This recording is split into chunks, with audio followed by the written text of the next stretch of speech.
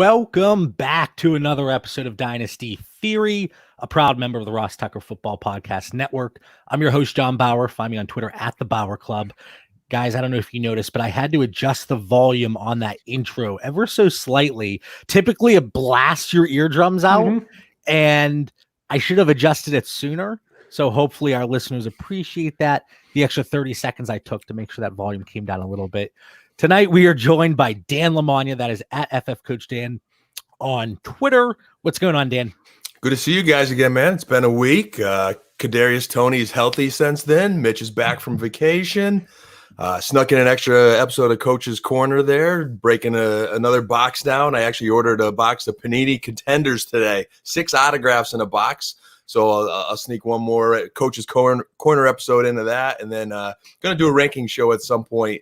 Dive into that a little bit, either before or after vacation. So also thinking vacation. That's a good thing. Yeah, you're off next week, huh, Dan?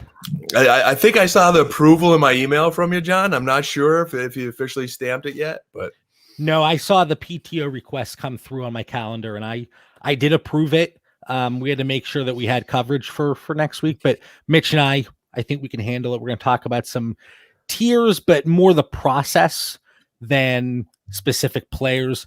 And just like Dan said, we both did some unboxing, box breaks, whatever you want to call it, pack openings on the Dynasty Theory Fantasy Football Confidential YouTube channel, and trying to put a dynasty spin on it.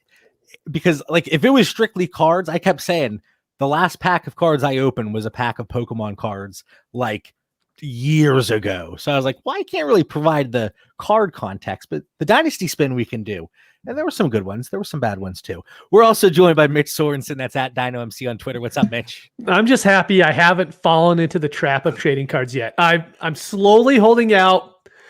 You guys keep pulling like one good card at a time. I'm like, it's going to happen. It's going to happen. But maybe if I can just hold off until I pay for those, like my FFPC leagues that we're going to be joining, then maybe I will. Dan's holding up his awesome Jamar Chase card. Dan yelled at me after I did mine because when I pulled that last one, I go, I don't know who the F this is. He goes, JB, you're lucky my son wasn't listening. So any of the kids that were watching the packs being opened, I apologize. That's on me. Before we continue, if you haven't had a chance, like I said, Dynasty Theory and Fantasy Football Confidential under one YouTube channel, a lot of good content. We're trying to come up with more YouTube exclusive content. So if you haven't hit subscribe, go do that. If you listen to us on iTunes, Podbean, Stitcher, Spotify, we just ask that you leave a rating, review. Let us know what you like, what you don't like. And then one thing we've been doing, we talk about the Discord that we have. It's free. If anybody's interested, you want to join it, it's conversations 24/7. Reach out to one of us. We'll hook you up with the link.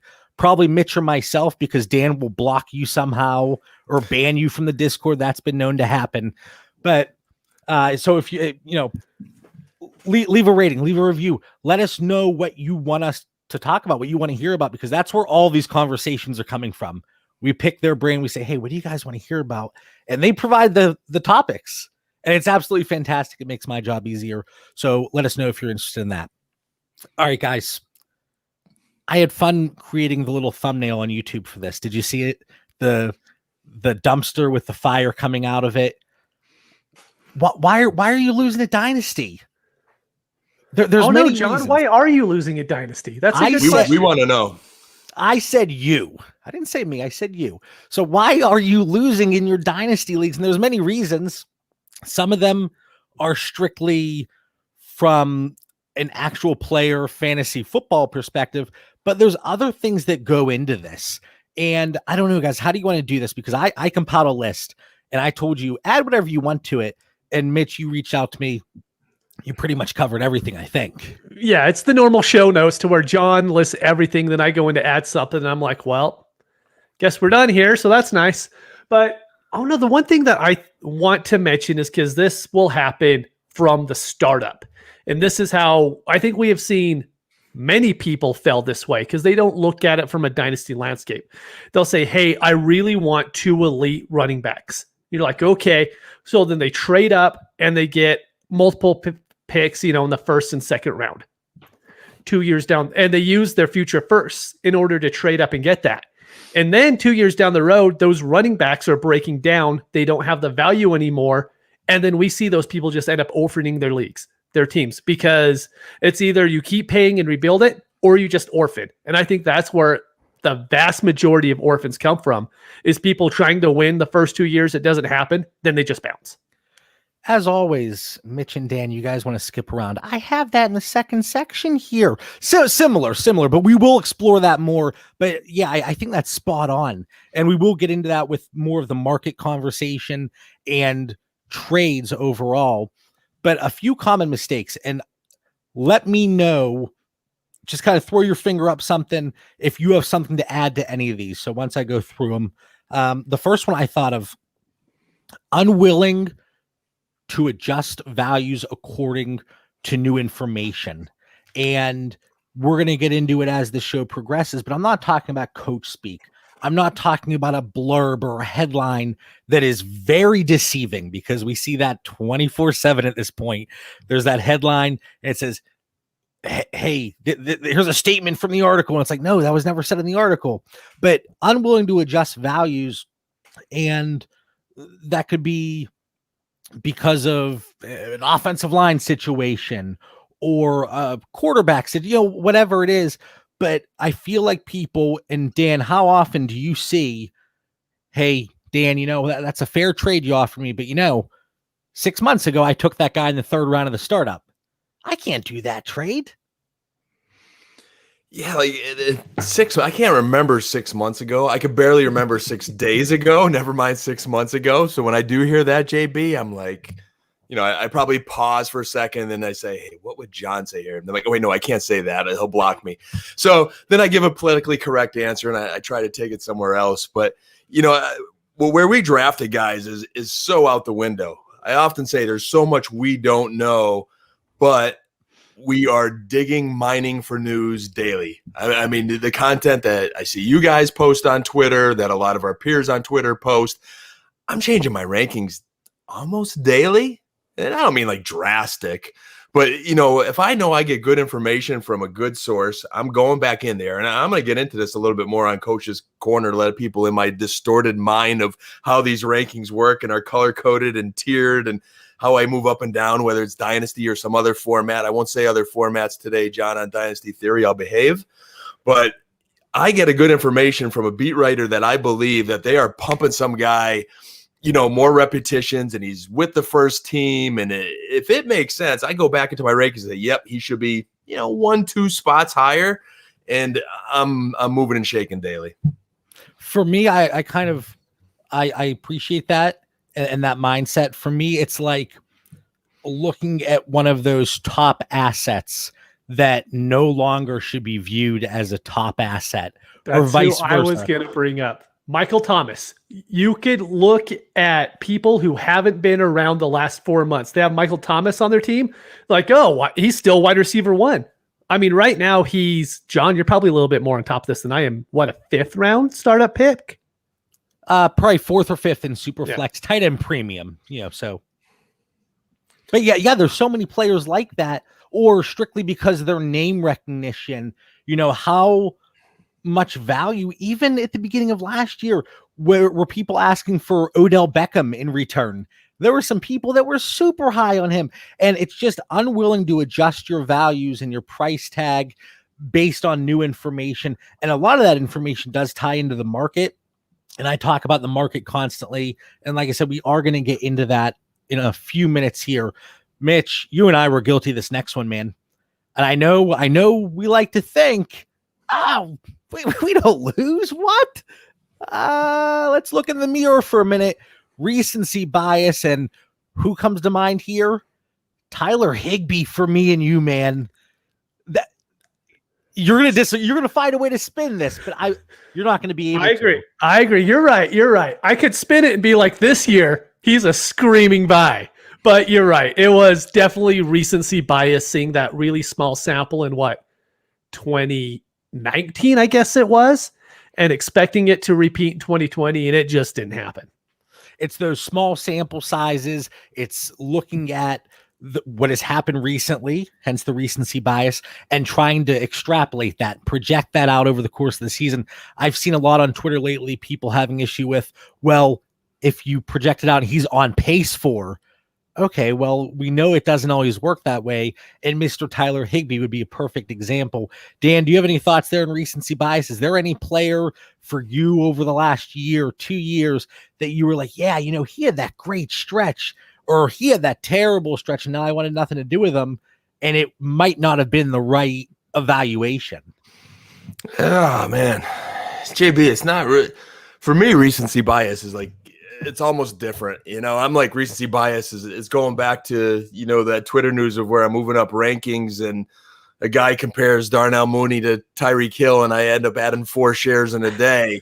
As far as recency biases, as far as evaluations, I think back to the, late last season games I watch Gesicki, have numerous targets in that playoff game, that I think it might have been the end of the season there, because he was crushing it for me for DFS, and then he got hurt in that game. But I'm thinking, boy, if he keeps getting that many targets and getting open from Tua, I did carry a little bit of that recency bias, and there are some of those guys where I watched late last year, and right now I'm trying to determine, hey, is that just late film from last year based on that year's team, or is that going to carry over to this year? So I'm trying to figure that. Gesicki's one guy that does come to mind because I'm high on him the way he finished before he got injured in his last game. One name dropped in the chat here, Travis Fulgham. And I think that's a perfect example. If you're mid-season, you're looking as a contender, hey, this is a guy, he is on pace for, well, that on pace number really meant nothing. And another guy that I just thought of while you were talking, Dan, and this fits well because I know you like this gentleman, but Michael Pittman in that playoff game, he popped off 8 catches, 90 yards, and then you transition into the offseason, right? And then those early startups right away, his value starts to rise a little bit. So it's tempering your expectations and being realistic and looking at the events that have just taken place. And it's how much stock should I be putting into this? I think it's really important to balance that. And I'm guilty of that. Mitch, you're guilty of it. Dan, you're guilty of it. No matter who it is, you can say, I don't give into recency bias, but to an extent, we all do. Now, Mitch, that last one was you and me. This next one. This is not me. I can guarantee you that. Who is this? Blinded by fandom. Hey, that's my favorite team. That's my favorite player. I went to this guy's high school. We went to the same college. I saw him play in the Big 12, His mom's neighbor's mailman son's cousin gave me a pedicure last week. Hey, I've had a pedicure. Okay. They're fantastic. You're in the chair. It does a little massage. I love them. I'm not going to knock it. Come on. Anyway, Dan, you're guilty of it, buddy. You're blinded by fandom. Did I tell you I play basketball with McCole Hardman? All right. No. So it has impacted me a little bit there, but blinded by fandom is in your notes there. I want to say I don't do as – I'm probably lying. You're going to call me out. I don't do as much of it, but I am really teetering that line with McCole Hardman as I look at my rankings this year, just having a little – plus he was a Georgia Bulldog, so that's double the fandom. There it is. I know my original drafts, I definitely was higher on Cowboys. Luckily, their offense had some production, so it didn't necessarily – hinder my value, and those guys were younger. But we have seen league mates. I know Mitch and I, in the dynasty we started in, we had a Steelers fan that there at one point who totally went all Steeler crazy on his lineup and just is now currently rebuilding it and figured it out. But it took him a couple of years of just kind of throwing his money into the league pot until he figured it out. So I think you do have to be careful. Don't get blinded by it. I do try to note when I'm being a homer. So at least I'm acknowledging my problem. And it goes the other way too. How many times have you guys seen people, oh, I'm a Steelers fan, I don't like to mix fantasy and my team because, I want to cheer for them separately, For me, and I've talked about this, and I made this very known. Yes, I'm a Steelers fan. I use air quotes. Hey, if they lose, listen, if they lose, I'm not going to sit there and sulk in the corner. But if one of my dynasty teams lose, I'm going to be upset. And during the season, there's a lot of tears rolling down these cheeks. All right? These smooth cheeks. I just shaved for you guys this morning, just so you know. Smooth, buddy. Thanks. Yeah, look good for the Dynasty Theory team here. Come on. All right, so blinded by fandom. Make sure, and Dan, you brought up a good point. Your fandom kind of got you with the Cowboys, but that kind of worked out, So I think that's an exception rather than the rule, and I do just think we have to make. There it is. No, toll, roll. They're all the same thing, really. I saw, if you're watching on YouTube, I saw Mitch's eyes. He's like, JB, what are you saying? All right. This next one, another common mistake, and this is an easy one to correct, and we see it in every league, lack of effort. And I know not everybody has all the time in the world and stays up till 1, 2 a.m. blasting out trade offers. Dan, I see you in the chat. Like, during the day, Dan's a little quiet, work, family time. I get it. But at night, after the kids go to bed, Dan is a trading madman. I see in chats, hey, so-and-so, sing a trade. I'm like, Dan, go to sleep, man.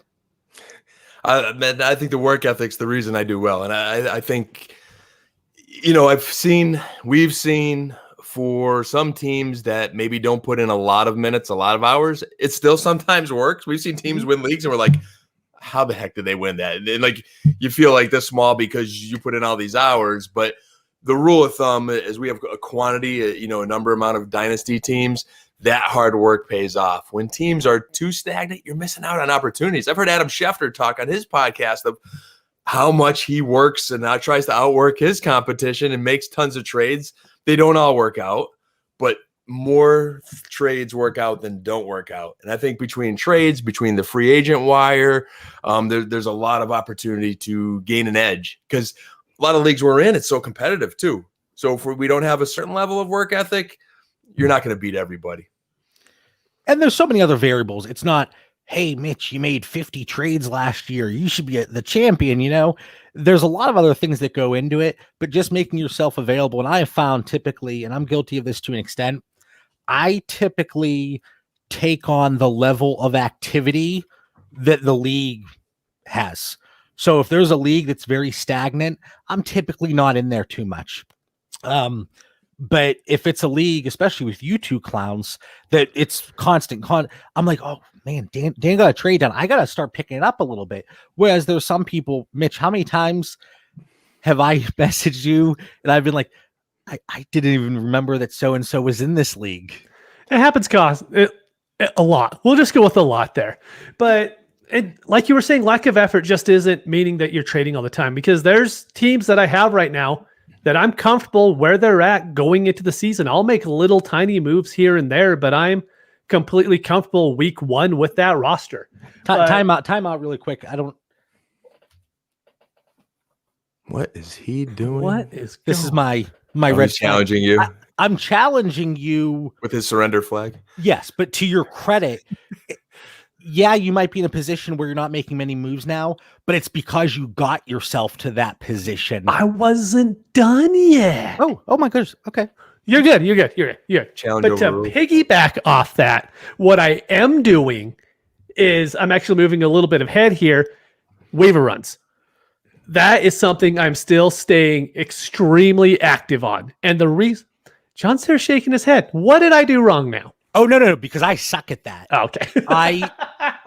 In the safe leagues, I'm going to be honest, across the board, I missed the first waiver run. Mitch reminded me the day before and I still didn't do it. Yeah.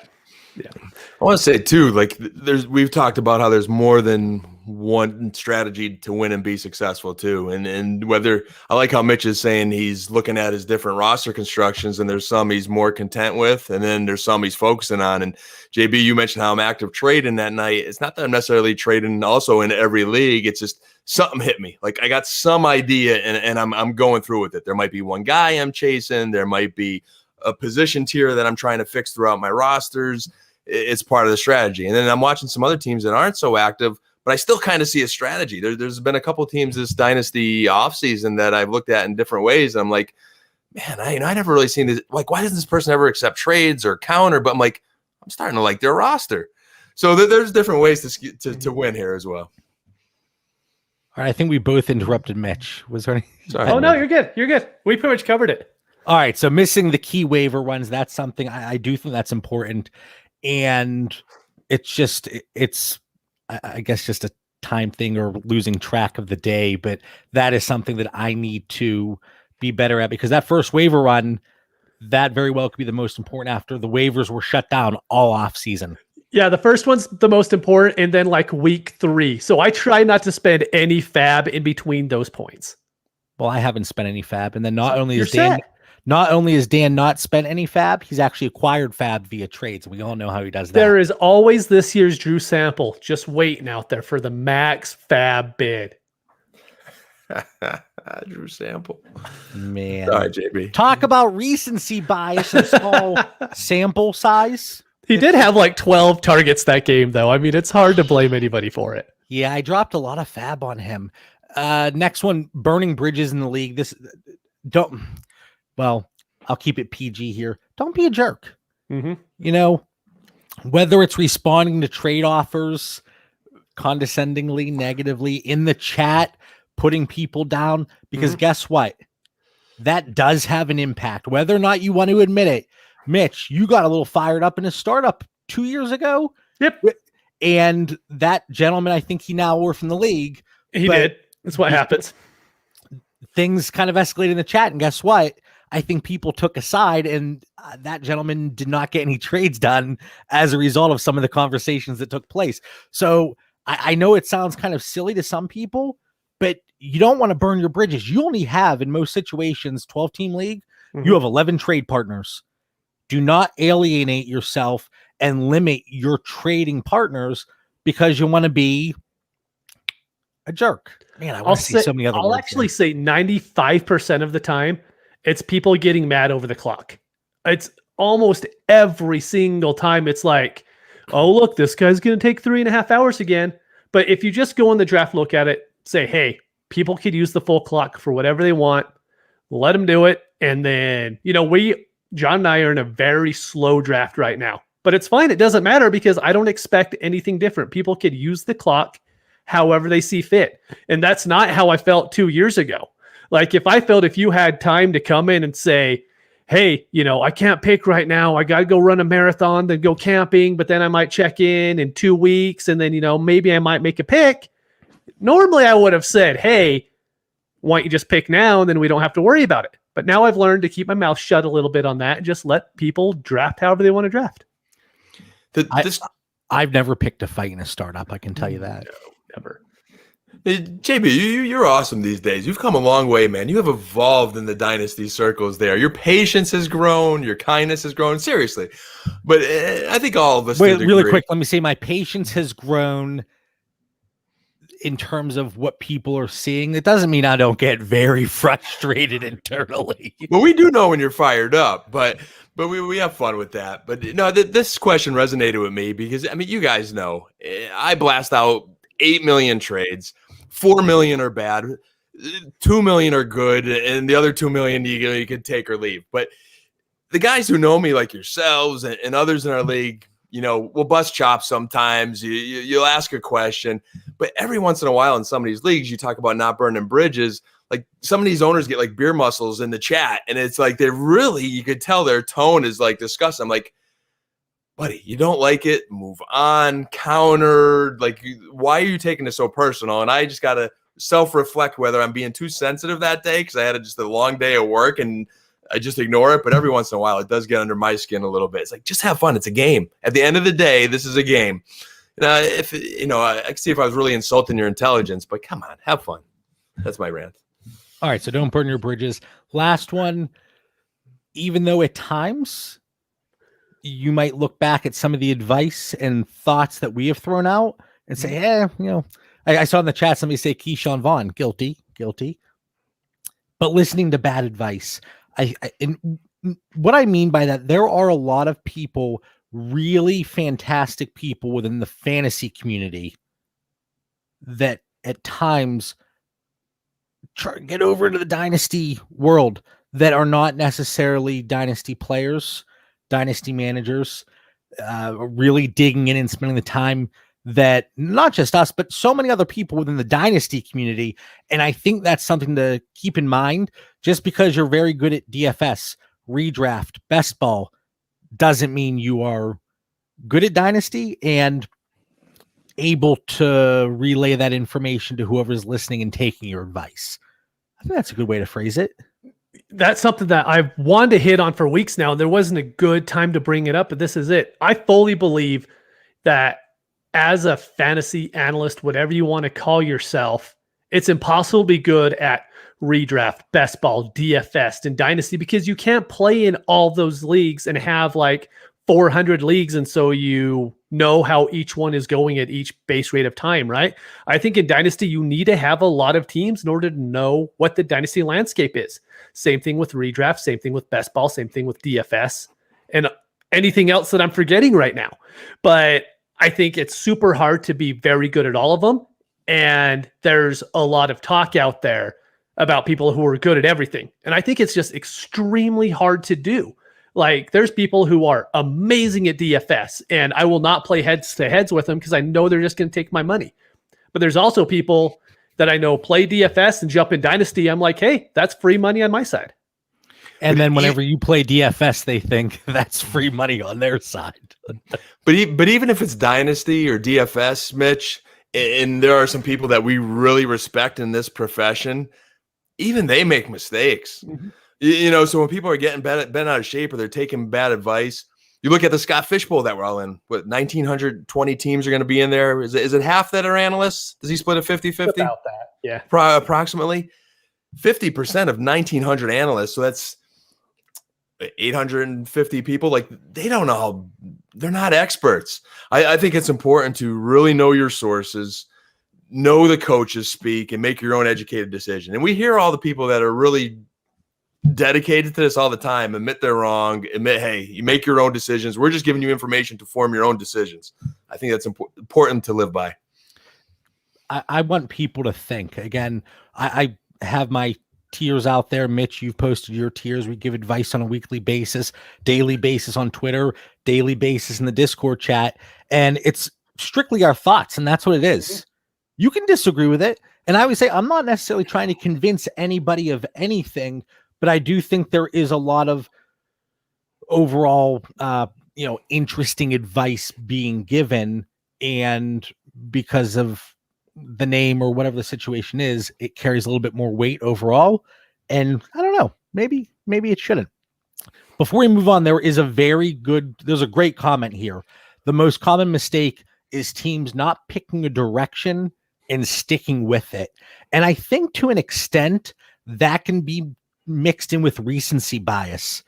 All right, I'm rebuilding now, but I just won 2 games in a row. All right, I'm going to make a move here. I'm going to now, anything I built in terms of looking ahead, I'm now going to move those assets, move those pieces in the future, and look to compete this year. Came in 6th place, and now I have no draft picks next year. So I think that's a very good thought there, and a very good mistake being brought to light, because you guys have seen that as well. Yeah. I mean, I like his point in that you can't be all in one way with a strategy and then totally shift it. And then where are you? You're stuck nowhere. So to his point, you've got to go in a direction. You got to follow that plan, follow it through, and build your roster. You can't keep going back and forth and end up nowhere. In the same respect, in the same breath, you do got to remain flexible, though. I mean, you adjust as information comes in, and so I think there's a double-edged sword there also. No, you certainly have to remain flexible, and we always talk about that and how there's more than one way to be successful in Dynasty, and we always talk about roster construction and things like that. But there are people and there are managers, and I did this when I first started. I was guilty of this, where I might have a team that clearly is not contending, and okay, I'm going to move pieces, I'm going to get draft capital, but that boom, you win a game or two, and that gets in your mind, okay, I can contend. And it still creeps in my mind every once in a while for a certain team. And then you make that switch. Oh, well, no, lost 2 games. Now I'm going to go back. But every time it's like you lose value almost because you're paying up for an asset. Mitch, it's like what I was doing with all those Top Shot moments. Sooner or later it's gonna hit, man. Swap, and now I'm just losing value constantly. And I think that's a good comparison here. It's a very good comparison, actually. Yeah. But yeah, Kyle, I like that comment a lot. Now moving into the overall market, and I think this is a good segue, and trades, and not so much like trade strategies, but overall mindsets, I think, is a good way to look at it. Now, this is a big thing for me, and I want to get your thoughts because we see this all the time too, where, and I know this has popped up in our Discord chat. I have Derrick Henry ahead of Trey Lance, let's just say that, just throw names out there, or Ryan Tannehill, doesn't matter, any quarterback. But if your league shows that within that smaller submarket, which is your league, that quarterbacks have significantly more value, you can either completely pivot off of that and say, okay, I'm going to fade quarterback, or you have to kind of adjust your values based on that smaller submarket. So you go ask other people for trade advice, you talk to people on Twitter, you do whatever, but they don't know the specifics of your league and the values, and they might not be similar to that of the general market. Yeah, there's many leagues out there that I have that people just don't value quarterbacks. And I'm someone, you guys have seen my leagues, anyone listening who's seen my teams, I usually have 3 or 4 quarterbacks. It's just how I go about building my teams. And there's quite a few to where I can't trade that 3rd or 4th quarterback if I want to make a push, because a lot of people just don't care. They have their 2 and they're fine with that too. And so that's just something you kind of have to know going forward. You probably can see it in the startup. It's like, hey, people don't value them here, but I'm still okay going with that strategy because, like I've said before, I can't sleep at night if I have 2 quarterbacks in a 14-team league. I'm like, what if one gets injured in 4 weeks? Then what am I going to do? And so for me, it's just having that confidence that, like, you know what, I have that backup quarterback. But like I was saying, lots of other people don't feel that same way. Dan? Yeah, I like that where Mitch is going with that. And I've gotten better at this. We've talked in the past about, again, knowing your league rules. I think, Mitch, sometimes we try to identify it in the startups. I think sometimes you could see that. I have my own strategy. We all have certain things. I like being a little bit running back heavy historically, but I want to know, if I know my owners and I know things are different, the size of the league is different, I need to be able to adjust. And I also know, like, after startup, my roster construction determines a lot of that as well, and how I'm going to build and what direction I'm going to go. So again, know your league mates, know your rules, and be able to adjust. Even though I have a core philosophy, I've got to be able to adjust it in different leagues. Yep. And that's what, when I put together the tiers, and is it still my pinned tweet? I change that around every other day, I feel like now, but it's still my pinned tweet on Twitter. Go in, I added 12-team, 14-team Superflex, PPR, added a tight end premium section, as well as just typical PPR for tight ends. But I have seen, even in startups we've taken part in, since I've really been focusing on my tiers and adjusting them, there's leagues that I stray away from that just because, and I'm not saying within a position, but okay, I have wide receiver tier 3 lined up with running back tier 4, let's say. Okay, well, in this league specifically, the running backs, their values bumped up even more. So maybe I have wide receiver tier 3 with running back tier 5 or something like that. That just one random example, but I do think it's very important to be able to adjust your values. And I work full-time during the day in real estate. So I work full-time, believe it or not. I know. But I talk about a smaller sub-market, and that's something that we deal with a lot in corporate real estate. We have the larger market, and then, if the asking rate's $10 a square foot for industrial space, okay, well, in this area, maybe it's $8 per square foot. And that's exactly what I tie into Dynasty and looking at it from league to league. So that's what I'm saying when I'm talking about the smaller sub-market within the larger market. This one, now, a few of these can go hand in hand, and I don't know. Dan, did you add 1 or 2 of these, or was it Mitch? I added a couple on the bottom, but yeah, it's all pretty much the same thing after your notes. So let's rattle them. No, but they're great comments, and they tie in very well. So sacrificing the future by strictly going for win now pieces. And when I put that down, I didn't mean moving future assets for players like AJ Brown, Patrick Mahomes, players that we believe either they're going to retain their value for several years or possibly rise in value. We talk about DeAndre Swift, Cam Akers, Jonathan Taylor, but moving pieces where they're potentially declining assets. And, now you have no future draft picks. And this ties in perfectly, Mitch, with what you led off the show with. Well, my running backs are strong, but they go off the cliff here in 2 years. I have no future picks. I'll go find another league. That's right, so, honestly. And then having to win every trade, win being in parentheses or quotation marks, wanting to win the Twitter trade poll, future assets always win. That was Mitch's comment. And then caring about young players more than good players. And I think a lot of that ties in together. And Mitch, since you dropped a few of those in, do you want to kind of elaborate on those? Yeah, I mean, the whole Twitter trade poll kind of goes into the last part of young players more than good players, because we have to understand that on Twitter, a lot of the people don't play in super flex leagues to begin with, or they don't play in tight end premium. So they don't play in the same settings that you do. They just have favorite players. And so if they see an AJ Brown or, just something, they're going to pick either the player they like or the picks. And that's just how it goes. I mean, there's no real rhyme or reason to it. And so I've actually had people during a trade discussion go, no, wait, I'm going to put this on Twitter and I'm going to see what they say. And I'm like, wait, what? Well, you should go with the opposite most of the time, because it's just going to be based off like the value of the picks more than actually getting a good player out of it.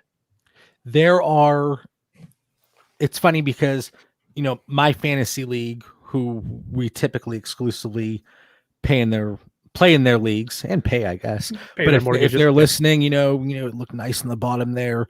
This episode brought to you by myfantasyleague.com. Just throwing that out. I don't know. This is craziness. But they retweet you tag them in a Twitter poll or whatever. They retweet it, right?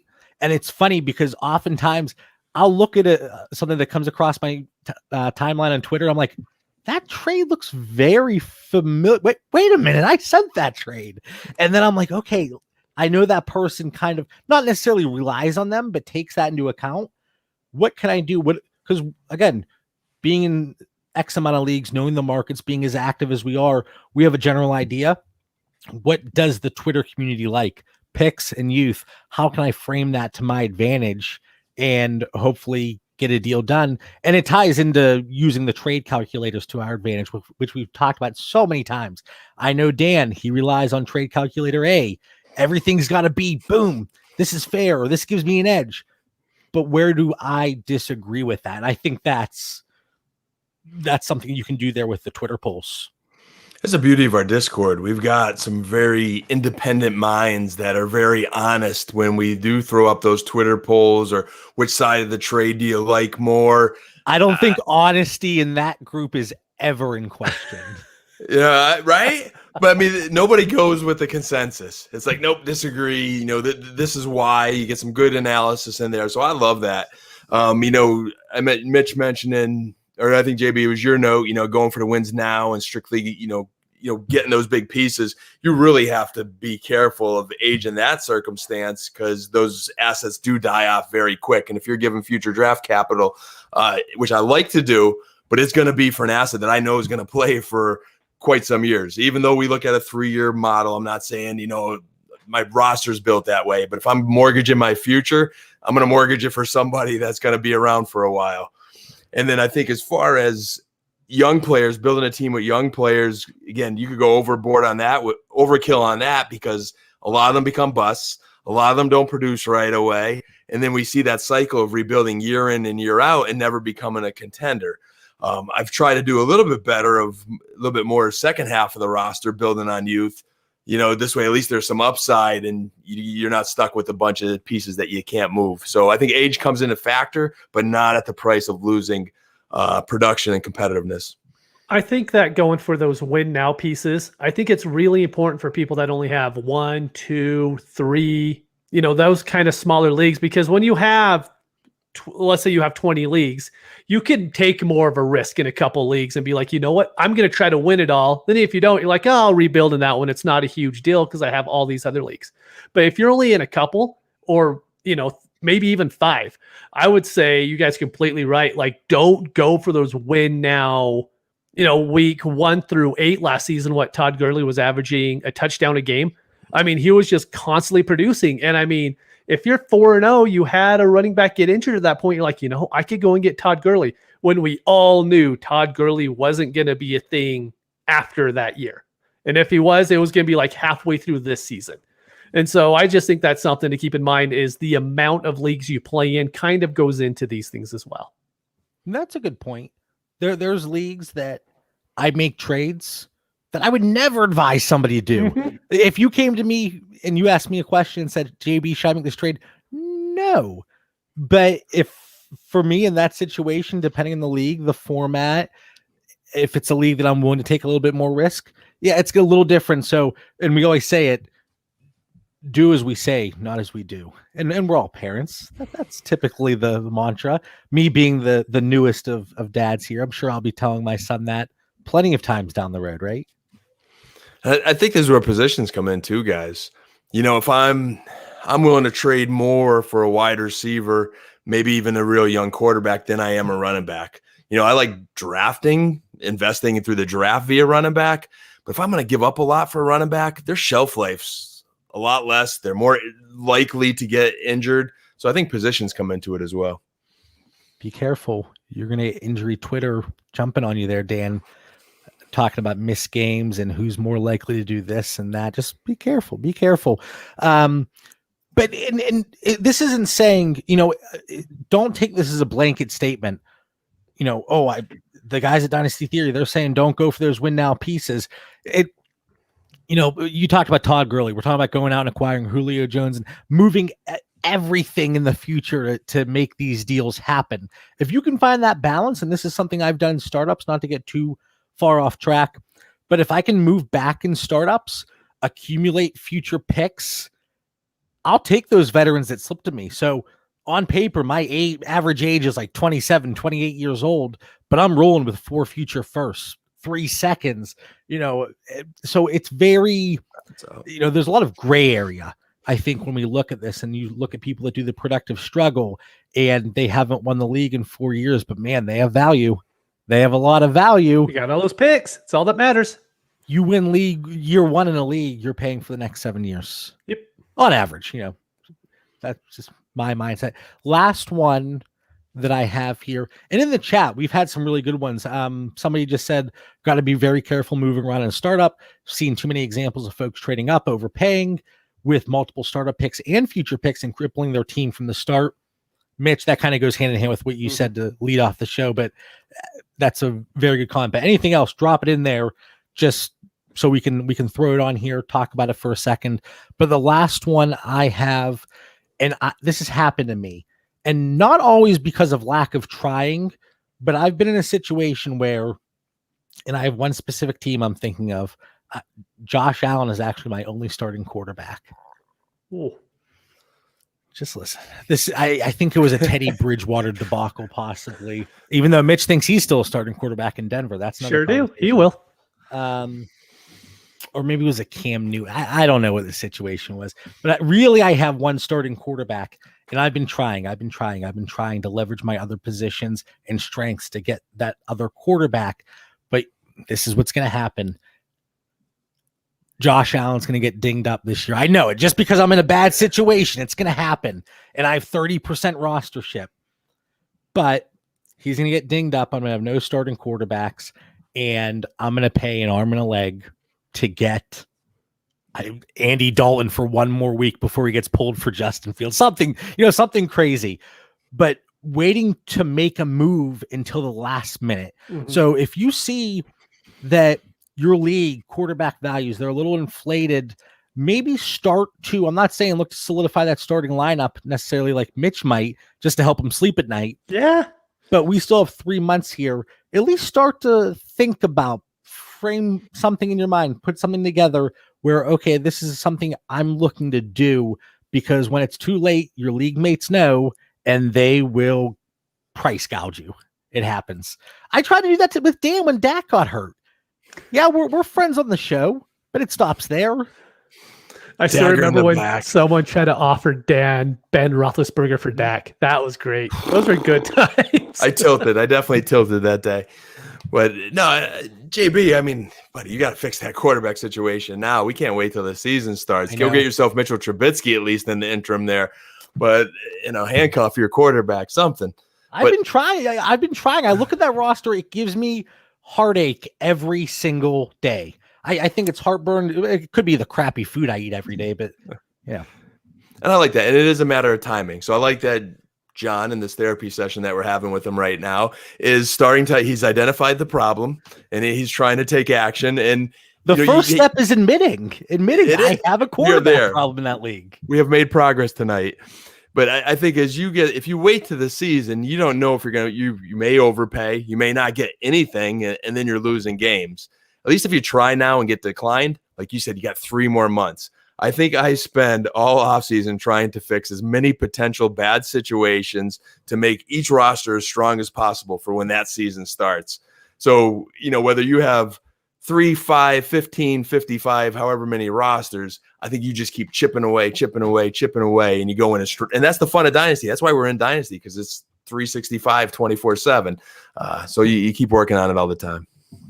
All right. Anything else here? I see a lot of good comments here. Talking about startups and the trades. Happy to move up in the 5th through 9th by throwing in a future second to hit a tier break. I agree with that. That's not what we're really talking about here. And then it goes on to say, but I agree on the higher picks. People have made some bad ones. Certainly, we look at a few years ago. Todd Gurley was the 101. It's crazy how quickly Le'Veon Bell. These are guys that Baker Mayfield. Oh, you leave Baker out of this. He's doing okay. I mean, you can name every position, though. The only position that probably hasn't happened is maybe tight end. I was just going to say that. Yeah.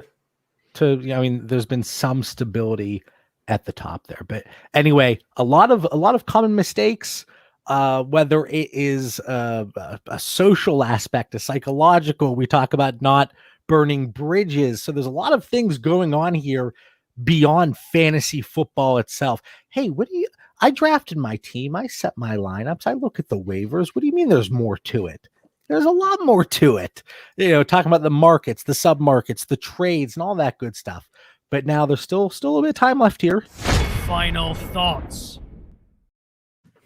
Dan, what do you got here? 121 episodes in. Why are you losing in Dynasty? And at times, why are we losing in Dynasty? It does happen still. My final thoughts just I'm cheating off the Dynasty here and going to go charitable and redraft. And, I'm rocking the Scott Fishbowl shirt again here tonight. Was placed in the Aretha Franklin division. For our listeners who aren't familiar, Scott Fish is a huge tournament of fans and analysts, and it's all about charity. Are they showing you respect in that division? RESPECT, baby. And ironically, it's the same weekend I got thrown in this division that wrapped up a pancreatic cancer fundraiser. We did our Purple Stride event, raised $77,000 here in Northeast PA. And I just wanted to give a shout out and a thank you for a lot of members of the fantasy football community that also pitched in. So it was awesome. So just a charity closing thought there. And that's possibly Dan's best final thought yet. Mitch, what do you got? Can you one-up him? No, this definitely isn't one up. That was a great one, Dan. The only thing I'm going to mention is we pretty much have a solid month here to where we have like a couple mini camps happening this week. Then after that, there is no football. And so I would say if you want to join a startup, this is the time to do it because you're not going to hear about ACLs being torn or anything like this. It's just kind of the one dead time you're going to have before the season, before you can start, because I will say absolutely hate doing startups during training camp. Because I always feel like I'm going to draft someone and then they're just going to blow out their knee. It happened on Hunter Henry did it. I drafted him I was just 2 hours Hunter Henry. Yep. I was just going to say him. Yeah, again, if you have any thoughts, any topics, any ideas, questions, you're not even questioning. Hey guys, I was just thinking about this. I want you to talk about it. Please DM us, tweet at us, drop it in the Discord. Because again, a lot of these episodes recently, it's not, oh man, there we go. I didn't pull the little highlighted boom, final thoughts. But we're not doing a lot of, who should I acquire? Who should I move? Whose prices are rising and falling. This is the part that I love. Dynasty theory.